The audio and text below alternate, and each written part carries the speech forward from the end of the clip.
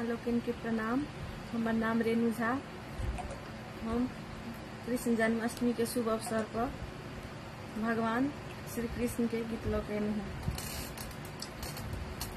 कंधैया करेला बट मारी हो, नहीं माने कहन माँ।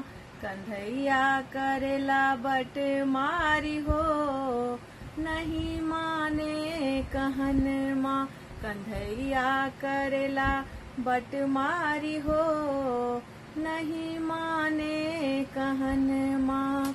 जाती रही जमुना जल भरने, जाती रही जमुना जल भरने। भोर दिया गगरी हमार हो, नहीं माने कहन माँ। भोर दिया गगरी हमार हो, नहीं माने कहन माँ। कंधैया करेला बट मारी हो, नहीं माने कहन माँ। कंधैया करेला बट मारी हो, नहीं माने कहन माँ। जाती रही मैं दोही बेचने को, जाती रही मैं दोही बेचने को। फोड़ दिया मटकी हमार हो, नहीं माने कहन माँ। फोड़ दिया मटकी हमार हो, नहीं माने कहन माँ। कंधैया करेला बट मारी हो, नहीं माने कहन माँ।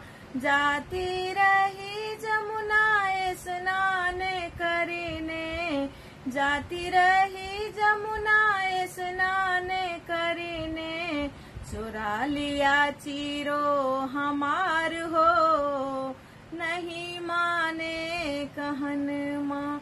चुरा लिया चीरो हमार हो, नहीं माने कहन माँ।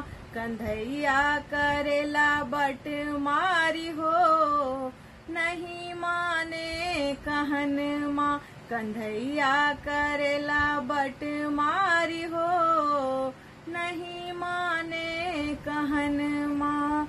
बरजू जसोदा मैया अपनी लालन के, बरजू जसोदा मैया अपनी लालन के। उपरागने दै छी माँ हूँ लालन के, उपरागने दै छी माँ हूँ लालन के। लाग जात कुलबा में दाग हो, नहीं माने कहन माँ। लाग जात कुलबा में दाग हो, नहीं माने कहन माँ। लाग जात कुलबा में दाग हो, नहीं माने कहन माँ। कंधैया करेला बट मारी हो, नहीं माने कहन माँ। कंधैया करेला बट मारी हो, नहीं माने कहन माँ। कंधैया करेला बट मारी हो, नहीं माने कहन माँ। धन्यवाद।